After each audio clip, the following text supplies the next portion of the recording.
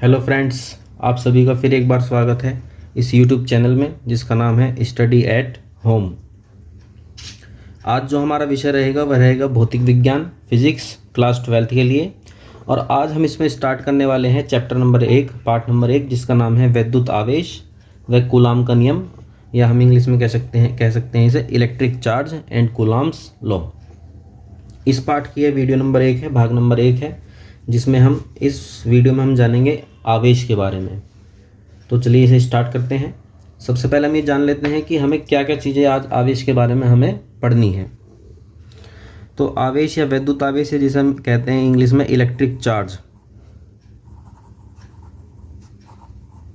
Electric charge, तो क्या क्या चीज़ें हमें इसमें जाननी है, सबसे पहले हम ये देख लेते हैं। सबसे पहले हमें इसमें जानना है कि वैद्युत आवेश क्या होता है। वैद्युत आवेश क्या है। दूसरा फिर हम इसमें ये जानेंगे कि कुछ जो हमारे मूल कण हैं, जैसे मूल कण कौन कौन से हैं, जैसे कि इलेक्ट्रॉन है, प्रोटॉन है, न्यूट्रॉन है। तो जो मूल कण है जैसे कि इलेक्ट्रॉन, प्रोटॉन, न्यूट्रॉन इत्यादि जो मूल कण हैं, उन मूल कणों पर जो आवेश है, मूल कणों पर आवेश की मात्रा कितनी है, आवेश की मात्रा कितनी है, ये जानना है हमें। उसके बाद हम ये जानने की कोशिश करेंगे कि किसी भी वस्तु पर आवेश की उत्पत्ति किस प्रकार होती है, किस कारण से होती है। तो तीसरी बात जो हमें जाननी है वो जाननी है आवेश की उत्पत्ति, ऑरिजिन ऑफ चार्ज। इसके संबंध में हम पढ़ेंगे इलेक्ट्रॉनिक मॉडल। इलेक्ट्रॉनिक मॉडल के द्वारा आवेश उत्पत्ति की व्याख्या। इलेक्ट्रॉनिक मॉडल के द्वारा आवेश उत्पत्ति की व्याख्या। तो तीन बातें तो ये हो गई जो कि हमें जाननी है। पहली चीज हमें जाननी है कि आवेश क्या है। उसके बाद हमें जानना है कि कुछ जो मूल कण हैं जैसे कि इलेक्ट्रॉन है, प्रोटॉन है, न्यूट्रॉन है इत्यादि जो मूल कण हैं, इन पर आवेश की मात्रा कितनी है और उसकी प्रकृति क्या है। फिर हमें ये जानना है कि आवेश की उत्पत्ति किस प्रकार होती है। तो इस उत्पत्ति के संबंध में हमें जो मॉडल जानना है वह जानना है इलेक्ट्रॉनिक मॉडल। उसके बाद हम ये जानेंगे कि आवेश के प्रकार कितने होते हैं, आवेश कितने प्रकार का होता है, टाइप्स की क्या क्या हैं, आवेश के प्रकार कितने हैं। उसके बाद हम ये जानेंगे कि आवेश के दृष्टिकोण से वस्तुएं कितने प्रकार की होती हैं। आवेश के दृष्टिकोण से वस्तुएं कितने प्रकार की होती हैं। उसके बाद हमें ये जानना है कि दो आवेशों का परस्पर संबंध कैसा होता है। तो दो आवेशों का आपस में क्या व्यवहार होता है, आपस में संबंध या व्यवहार हम कह सकते हैं कि वे एक दूसरे के साथ किस प्रकार का व्यवहार वो दर्शाते हैं। फिर इसके बाद जो हमें बात जाननी है वह ये जानने हैं कि आवेश का मात्रक क्या होता है और आवेश की विमा क्या होती है। तो ये सारी बातें हमें आवेश के बारे में जाननी है, क्योंकि जब हम आवेश के बारे में सही प्रकार से जान पाएंगे तभी हम आगे की बातों को और बेहतर तरीके से समझ पाएंगे। तो एक बार देखते हैं दोबारा क्या क्या चीज़ें हमें जाननी है। आवेश क्या है, कुछ जो मूल कण हैं जैसे इलेक्ट्रॉन, प्रोटॉन, न्यूट्रॉन इत्यादि जो मूल कण होते हैं उन पर आवेश की मात्रा कितनी है और उन पर कैसा आवेश होता है। फिर आवेश की उत्पत्ति किस प्रकार से होती है, उस संबंध में एक इलेक्ट्रॉनिक मॉडल है वह हमें पढ़ना है।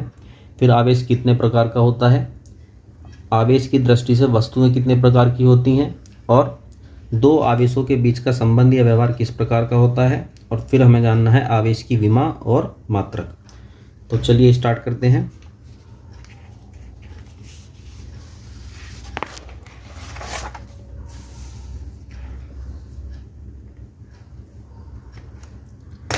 तो हम सबसे पहले स्टार्ट करते हैं आवेश क्या है। आप इसी प्रकार से नोट्स भी बनाते जा सकते हैं, ये नोट्स ही हैं जिस तरह से मैं लिख रहा हूँ, आप इस तरह से बिल्कुल नोट करते चले जाएं।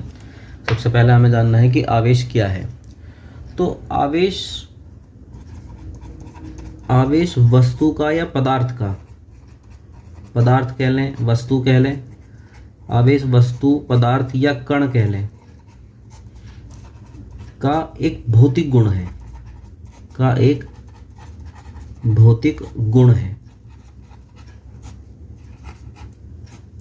जिस प्रकार से किसी वस्तु के कई भौतिक गुण हो सकते हैं, जैसे किसी वस्तु का भौतिक गुण हो सकता है कि उसकी लंबाई कितनी है, उसका द्रव्यमान कितना है, उसका रंग कैसा है, उसकी जो फिजिकल स्टेट है कि वह ठोस है, द्रव है, गैस है, ये सब क्या है, भौतिक गुण है। इसी प्रकार से आवेश भी क्या है, आवेश किसी वस्तु, पदार्थ या कण का क्या है, एक भौतिक गुण है। यानी कि आवेश किसी वस्तु पर उपस्थित होता है। कोई भी वस्तु आवेश को धारण कर सकती है। जिस प्रकार से हम अपनी जेब में पैसे, सिक्के, नोट रखते हैं, या हम अपने पॉकेट में, हम अपनी जेब में कोई पदार्थ, कोई वस्तु रख सकते हैं, उसी प्रकार से कोई वस्तु अपने पास आवेश को ग्रहण कर सकती है। तो आवेश क्या है, आवेश पदार्थ, वस्तु, कण का एक भौतिक गुण है जिसे कि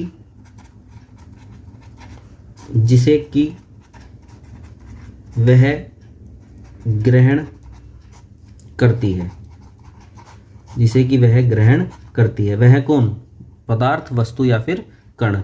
तो हमने आवेश के बारे में सबसे पहले जाना, आवेश क्या है। तो आवेश एक वस्तु का भौतिक गुण है, किसी वस्तु का, कण का, पदार्थ का भौतिक गुण है जिसे कि वह वस्तु ग्रहण करती है।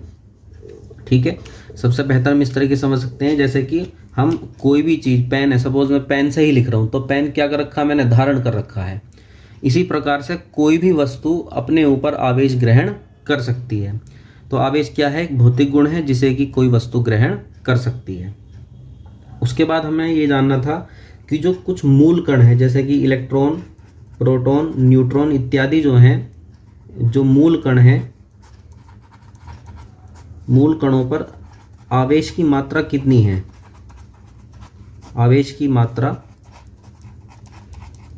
कितनी है, ये हमें जानना था। तो एक मूल कण है हमारा इलेक्ट्रॉन। इलेक्ट्रॉन पर जो आवेश की मात्रा है वो है 1.6 गुणा 10⁻⁻19 कूलाम।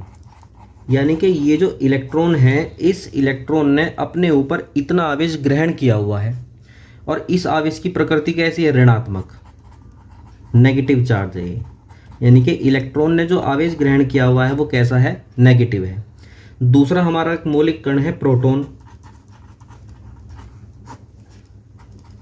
तो प्रोटॉन ने कितना आवेश धारण किया है, प्रोटॉन ने भी इतना ही, मात्रात्मक रूप से इतना ही आवेश धारण किया हुआ है, 1.6 गुणा 10⁻⁻19 कूलाम। लेकिन इसकी प्रकृति है विपरीत, यह है धनात्मक आवेश, इलेक्ट्रॉन के विपरीत प्रकृति का है। तो इलेक्ट्रॉन और प्रोटॉन पर, दोनों पर जो आवेश है वो क्या है, मात्रात्मक रूप से एक समान है। यानी कि दोनों पर आवेश की मात्राएं क्या है, सेम है, एक जैसी हैं। और वो कितनी है, 1.6 गुणा 10⁻⁻19 कूलाम। अंतर किस चीज़ में है कि इलेक्ट्रॉन पर जो आवेश है वह ऋणात्मक है, और प्रोटॉन पर जो आवेश है वो धनात्मक है।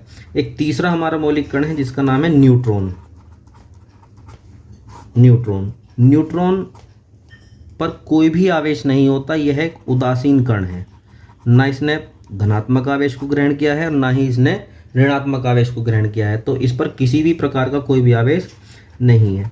तो सबसे पहले हमने क्या जाना था, सबसे पहले हमने जाना था आवेश क्या है। तो आवेश क्या है, आवेश है एक भौतिक गुण है वस्तु का, जिसे कि वह वस्तु ग्रहण करती है। फिर उसके बाद हमने जाना कि जो मूल कण हमारे हैं, इलेक्ट्रॉन, प्रोटॉन, न्यूट्रॉन इत्यादि जो मूल कण होते हैं, उन पर आवेश की मात्रा कितनी कितनी है। तो उन पर आवेश है, इलेक्ट्रॉन पर है 1.6 गुणा 10⁻⁻19 कूलाम ऋणात्मक। प्रोटॉन पर जो आवेश है वो है 1.6 गुणा 10⁻⁻19 कूलाम धनात्मक। और न्यूट्रॉन पर कोई भी आवेश नहीं होता। उसके बाद जो हमारा महत्वपूर्ण टॉपिक है वो है आवेश की उत्पत्ति। आवेश की उत्पत्ति।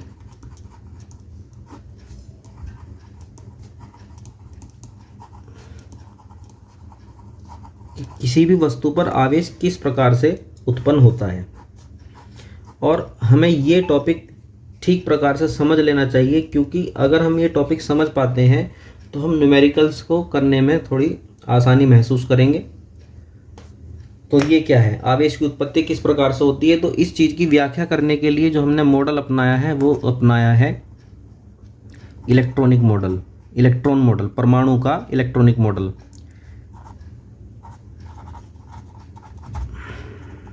Electronic model. और क्या मॉडल था इलेक्ट्रॉनिक मॉडल? कक्षा 11 में आप सभी ने पढ़ा ही होगा, परिचित ही होंगे कि इस मॉडल में बताया गया है कि कोई भी जो पदार्थ होता है, कोई भी पदार्थ किससे मिलकर बना होता है? अणुओं से, मॉलिक्यूल्स से। और कोई भी जो अणु होते हैं वो अणु किस चीज़ से मिलकर बने होते हैं? परमाणु से, एटम्स से। कोई भी पदार्थ किस चीज़ से बना होता है? अणुओं से। और अणु किससे मिलकर बने होते हैं? परमाणु से। अब परमाणु की जो संरचना है, उस संरचना में क्या बताया गया है इस मॉडल में कि परमाणु के भीतर एक दृढ़ भाग होता है। परमाणु के भीतर केंद्र में, ये केंद्र में एक दृढ़ व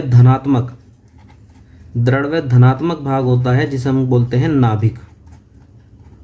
अभी हम लोग डिटेल में परमाणु की संरचना नहीं पढ़ रहे हैं, ठीक है। अभी हमें केवल इससे काम चलाना है। परमाणु की संरचना का एक अलग चैप्टर है, वहाँ डिटेल में पढ़ाई जाएगी। हालांकि ये 11वीं का टॉपिक है, 11वीं में पढ़ चुके होंगे। तो केंद्र में एक दृढ़ और धनात्मक भाग है जिसका नाम है नाभिक। और इलेक्ट्रॉन जो होते हैं वो इलेक्ट्रॉन इस नाभिक के चारों ओर विभिन्न कक्षाओं में चक्कर लगाते हैं। ये हमने जो है इस मॉडल में हमने जान रखा है। 11वीं में भी हमने पढ़ा होगा, कक्षा 11 में। और वैसे भी इतना तो हम जानते ही हैं कि परमाणु के केंद्र में एक ठोस भाग होता है जिसको हम ठोस व धनात्मक, दृढ़ व धनात्मक भाग होता है जिसको हम बोलते हैं नाभिक।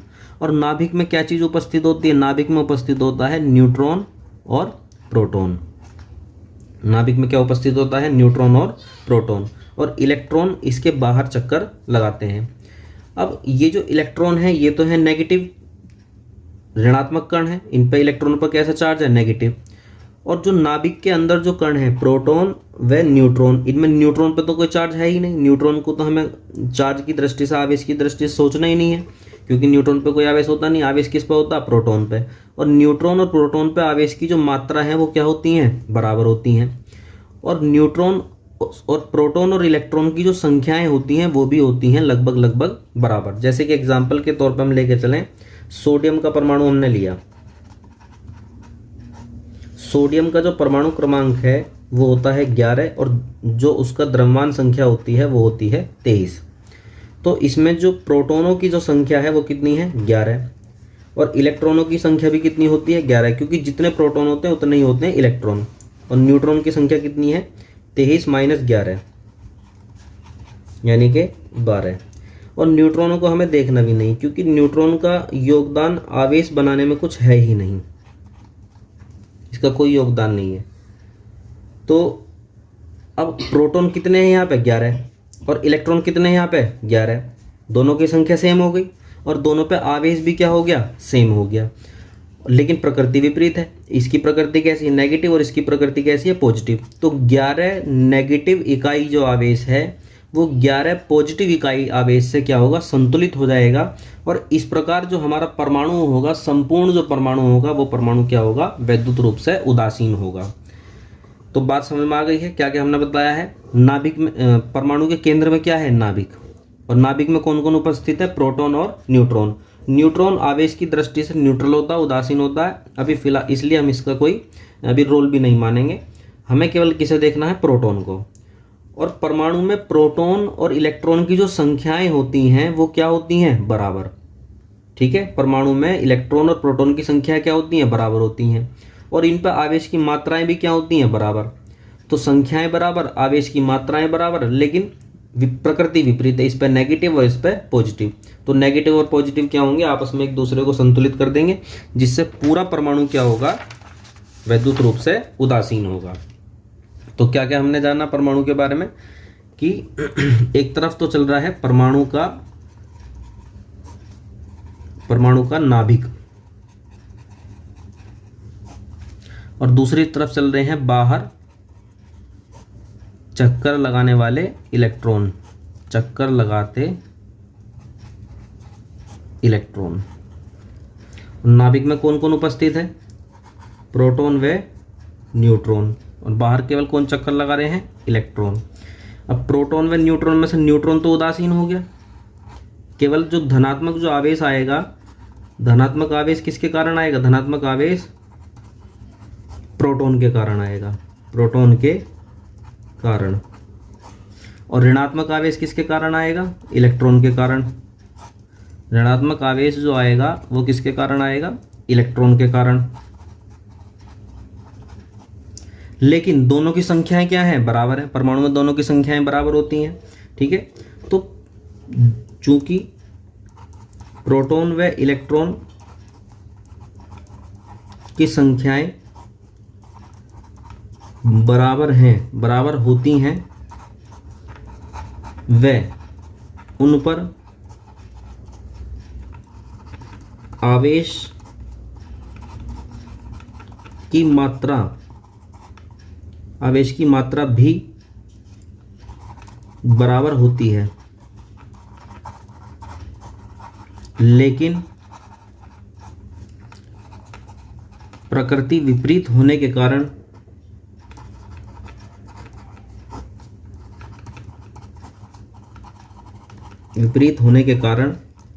संपूर्ण परमाणु विद्युत रूप से उदासीन होता है, विद्युत उदासीन होता है, विद्युत उदासीन होता है। तो ये हो गया हमारा परमाणु का इलेक्ट्रॉनिक मॉडल, ठीक है। तो हम इसे इस तरह से और लिख सकते हैं, हम इसे और आसान इस तरह से लिख सकते हैं, प्रोटॉन का कुल धनावेश या positive charge is equal two electron का कुल ऋणावेश।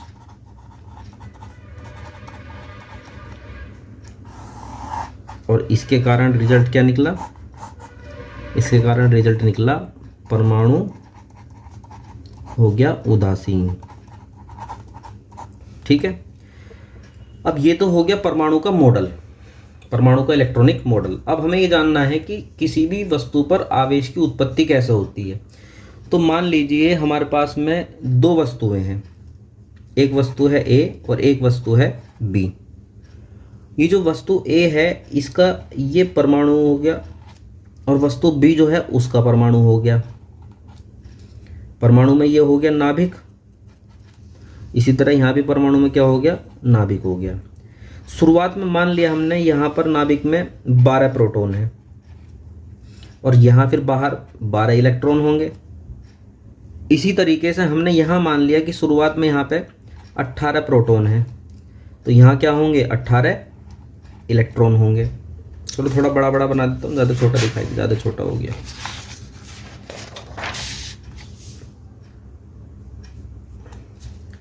ये वस्तु है ए और ये वस्तु है बी। तो ये हो गया इसका परमाणु का नाभिक, ये इसका नाभिक हो गया। ये इसमें बाहर चक्कर लगाते हुए इलेक्ट्रॉन हो गए,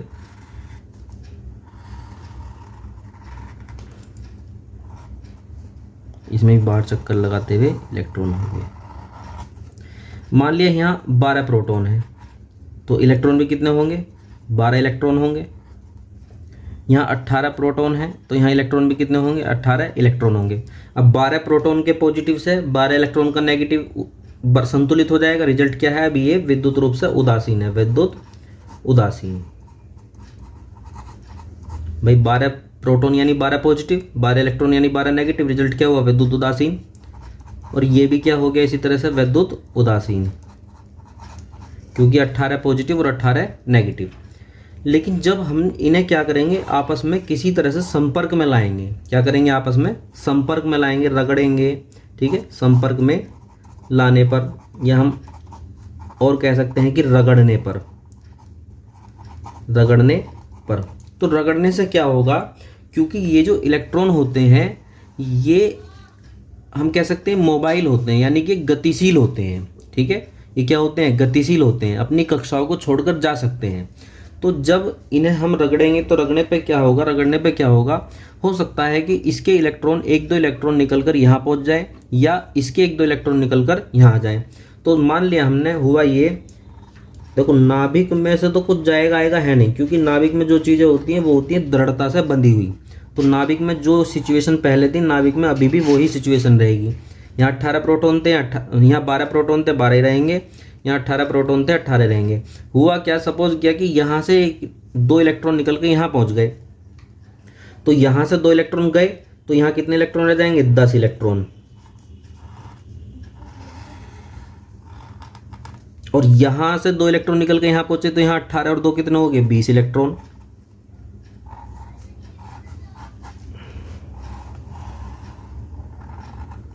तो अब हम देखेंगे 12 प्रोटॉन यानी 12 पॉजिटिव और 10 इलेक्ट्रॉन यानी 10 नेगेटिव। तो नेट रूप में यहाँ क्या बचेगा, यहाँ पर बचेगा 2 प्रोटॉन का आवेश बचा रह जाएगा, 2 प्रोटॉन का आवेश के बराबर आवेश बचा रह जाएगा, आवेश बचा रह जाएगा।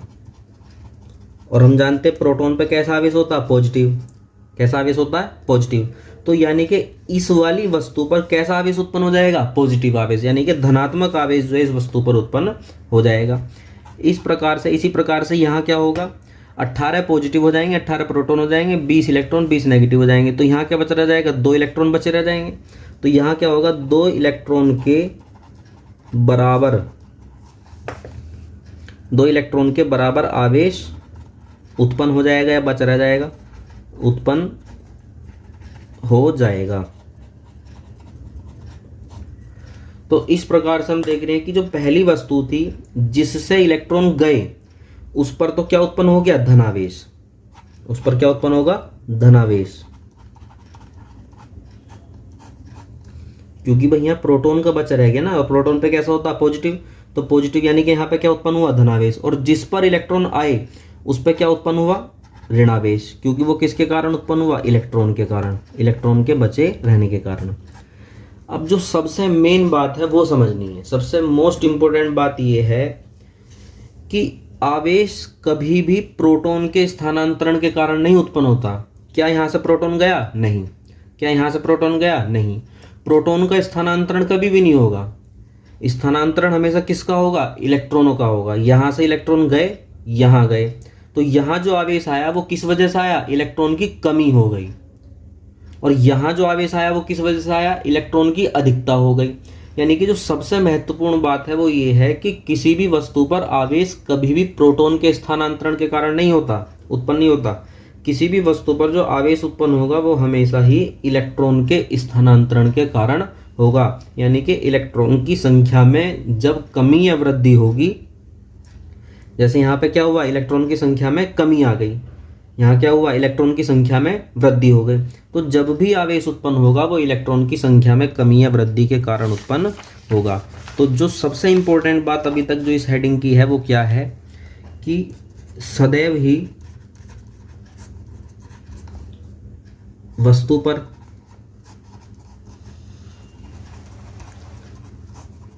आवेश की उत्पत्ति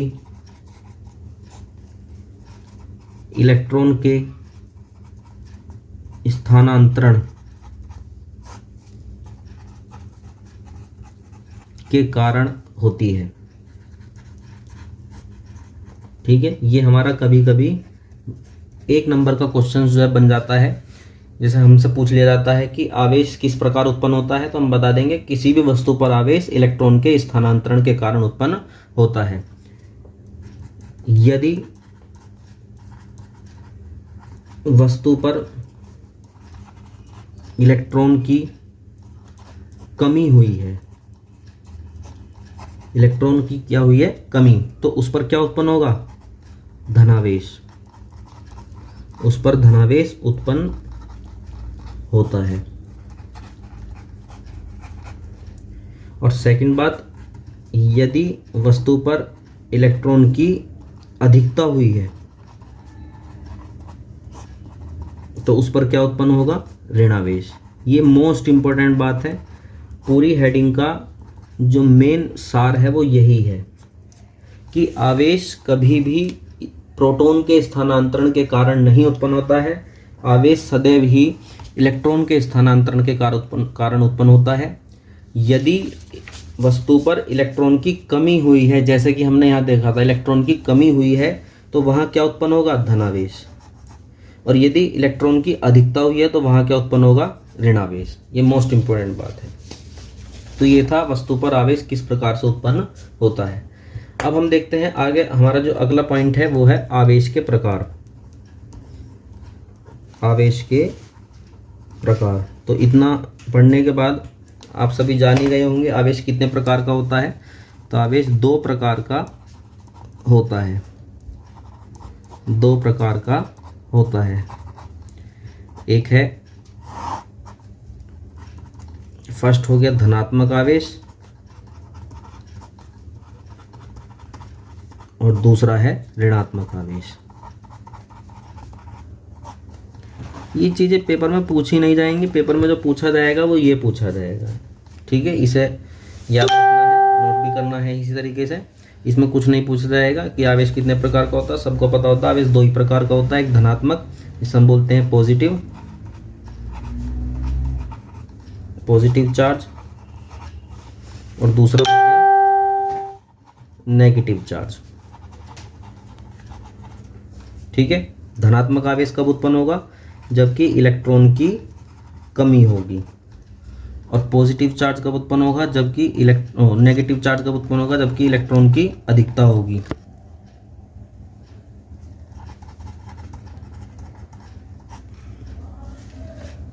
ठीक है, इतनी बात समझ में आएगी होगी। तो आवेश कितने प्रकार के होते हैं, आवेश दो प्रकार के होते हैं, एक धनात्मक आवेश और एक ऋणात्मक आवेश। धनात्मक आवेश कब उत्पन्न होगा, जबकि इलेक्ट्रॉन की कमी होगी, और ऋणात्मक आवेश कब उत्पन्न होगा, जबकि इलेक्ट्रॉन की अधिकता होगी। नेक्स्ट जो हमारा है, तो अब हमें जानना है कि आवेश की दृष्टि से क्या क्या बातें हम लोग कर चुके हैं। आवेश क्या है, भाई हमने जो जो बातें बताई थी वो इस तरीके से थी ना। सबसे पहले हम जानना था आवेश क्या है, वो मैंने बता दिया कि आवेश वस्तु का एक भौतिक गुण है। फिर इलेक्ट्रॉन, प्रोटॉन, न्यूट्रॉन इत्यादि पर आवेश कितने प्रकार, कैसा कैसा है वो हमें जानना था, वो हमने जान लिया। आवेश की उत्पत्ति किस प्रकार से होती है, उसको इलेक्ट्रॉनिक मॉडल हमने समझ लिया है। फिर आवेश कितने प्रकार का है, तो दो प्रकार का है, एक पॉजिटिव और नेगेटिव। अब हमारा नंबर है वस्तुएं कितनी प्रकार की होती हैं आवेश की दृष्टि से। तो वस्तुएं जो हैं आवेश की दृष्टि से कितने प्रकार की होती हैं, तो वस्तुएं आवेश की दृष्टि से तीन प्रकार की होती हैं।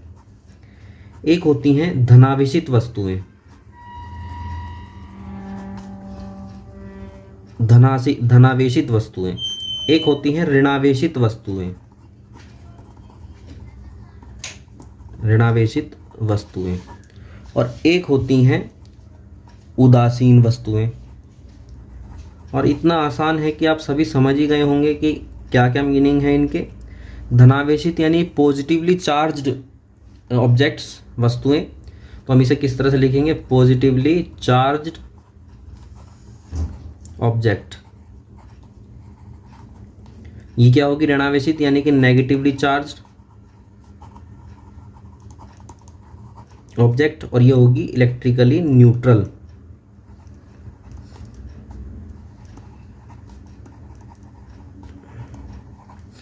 धनावेशित वस्तुओं का मतलब क्या है, भाई वे वस्तुएं जिन पर कि क्या हो, धनावेश हो।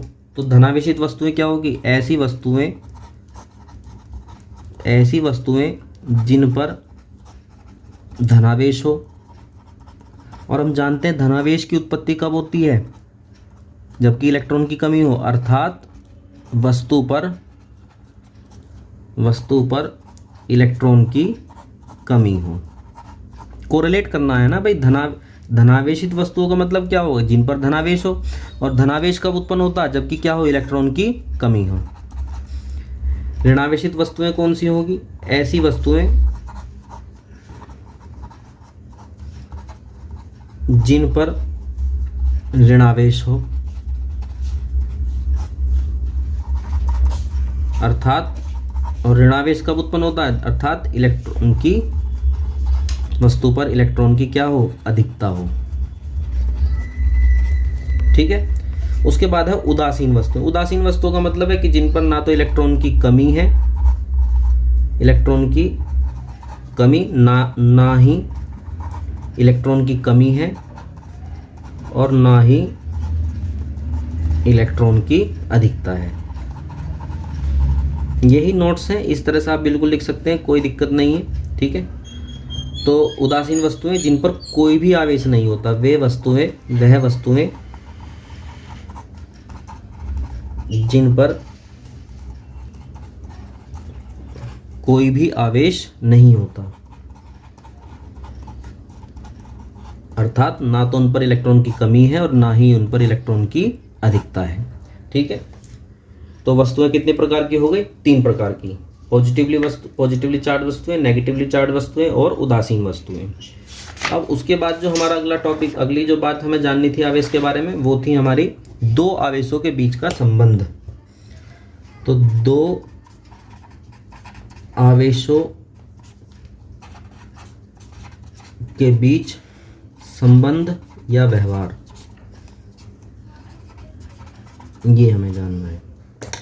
तो भाई एक बात बिल्कुल स्पष्ट है, जब भी 2 आवेश होंगे, जब भी 2 आवेश होंगे तो उनके बीच बल लगेगा, उनके बीच बल लगेगा और उस बल को हम बोलेंगे वैद्युत बल।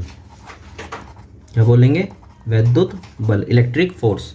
तो जब भी 2 आवेश होंगे तो उन आवेशों के बीच में क्या होगा? बल लगेगा और उस बल का नाम क्या होगा? वैद्युत बल। 2 स्थितियां हैं। अगर आवेश सजातीय हैं, अगर आवेश सजातीय हैं, सजातीय यानी कि या तो दोनों आवेश पॉजिटिव हैं या फिर दोनों आवेश नेगेटिव हैं, तो ऐसी स्थिति में जो बल होगा वह होगा प्रतिकर्षण का, यानी कि रिपल्सन फोर्स। और यदि दोनों आवेश विजातीय हैं, अगर आवेश विभिन्न विपरीत प्रकृति के हैं, हम कह सकते हैं विजातीय हैं, अर्थात एक पॉजिटिव और एक नेगेटिव या एक नेगेटिव और एक पॉजिटिव, तो ऐसी स्थिति में जो बल होगा वह होगा आकर्षण का, यानी कि अट्रैक्शन फोर्स। तो 2 आवेशों के बीच का संबंध क्या है कि जब भी 2 आवेश होंगे तो उनके बीच क्या लगेगा? बल लगेगा, जिसका नाम होगा वैद्युत बल, इलेक्ट्रिक फोर्स। ठीक है, और क्या 2 स्थितियां हैं? पहली स्थितियां अगर आवेश सजातीय हैं, अर्थात दोनों आवेश एक जैसे हैं, चाहे तो पॉजिटिव या नेगेटिव, तो उनके बीच जो बल होगा वो कैसा होगा? प्रतिकर्षण का, यानी कि, और प्रतिकर्षण का मतलब क्या है? दोनों एक दूसरे को दूर भगाएंगे, एक दूसरे को दूर भगाएंगे, दूर भगाएंगे। और यदि दोनों आवेश विजातीय हैं, एक पॉजिटिव एक नेगेटिव या एक नेगेटिव एक पॉजिटिव, तो बल कैसा होगा? आकर्षण का, यानी कि दोनों एक दूसरे को अपनी ओर आकर्षित करेंगे, एक दूसरे को खींचेंगे। और अब आवेश के बारे में जो हमें अंतिम बात जाननी है, आवेश के बारे में जो अंतिम बात रह जाती है जानने के लिए, वो है आवेश की मात्रक, आवेश का मात्रक व विमाएं। तो मात्रक और विमाएं क्या क्या है? मात्रक जो इसका है, एसआई पद्धति में इसका जो मात्रक है, एसआई पद्धति में आवेश का जो मात्रक है वो है कूलाम, COLOUMB, कूलाम, या C लिख देते हैं। और जो इसकी विमा है, आवेश की विमा है, वो है AT, डायमेंशन जो इसकी वो है AT। तो आवेश के बारे में एक अंतिम टॉपिक रह जाता है जिसका नाम है आवेश का क्वांटीकरण, आवेश का क्वांटीकरण। ये हम देखेंगे अगली कक्षा में, अगली वीडियो में, क्योंकि ये हमारे एग्जाम के लिए मोस्ट इम्पोर्टेंट है और इसमें टाइम भी अधिक लगेगा, तो इसे हम देखेंगे अगली वीडियो में। तो आपको ये वीडियो अगर अच्छी लगी है तो इस वीडियो को लाइक कीजिए, शेयर कीजिए और चैनल को सब्सक्राइब कीजिए। धन्यवाद।